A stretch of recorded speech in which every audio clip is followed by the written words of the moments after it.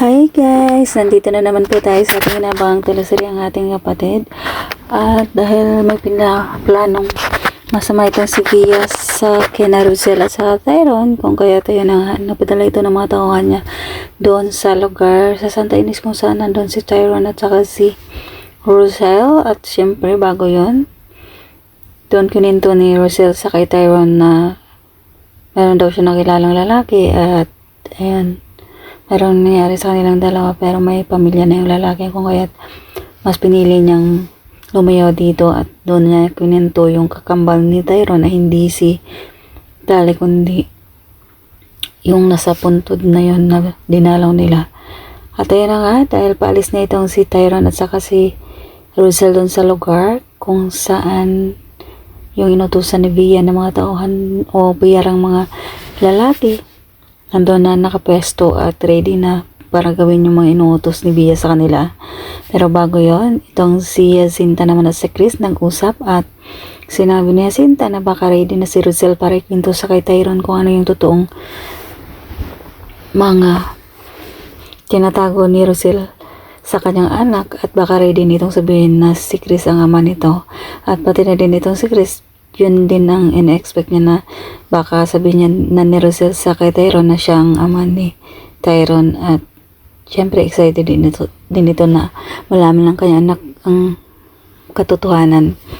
Pero tinatawagan niya yung dalawa pero walang sumasagot. Pati na din itong si Madam Jacinta kung kaya't nagtataka na ito sa bahay naman ni Melania kung saan nag-uusap sila ni Darius at nag-uusapan nilang tungkol sa pagkamkam ni Darius ng mga kayamanan ni Jacinta sa pamamagitan nila Russell at Tyrone. At ayun, may binabalak din itong dalawa at syempre may mga gusto din silang mangyari kay Tyrone at kay Russell para makamkam nila yung kayamanan ng dalawa. Pero syempre naunahan sila ni Via at yun na ang nangyari.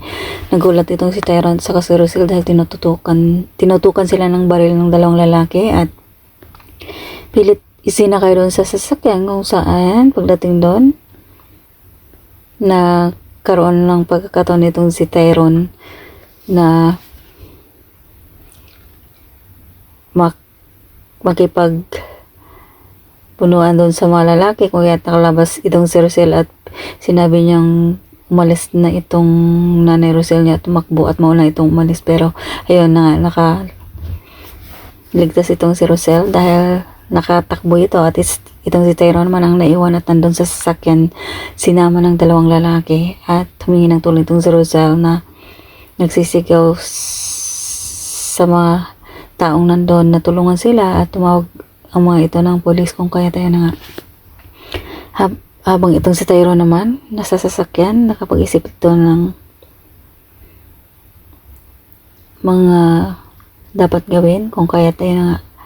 Habang naglalakad itong tatlo kasama na yung dalawang lalaki may baril, biglang tumakbo itong si Tyrone at syempre pinaputukan ng dalawa si Tyrone at hindi naman ito tinatamaan. Pero pagdating doon sa pinakadulo kung saan sinabi na nila na barilin na lang nila si Tyrone at ayun, parang biglang nahulog ito doon sa tulay at hindi din alam kung talagang tinamaan ito.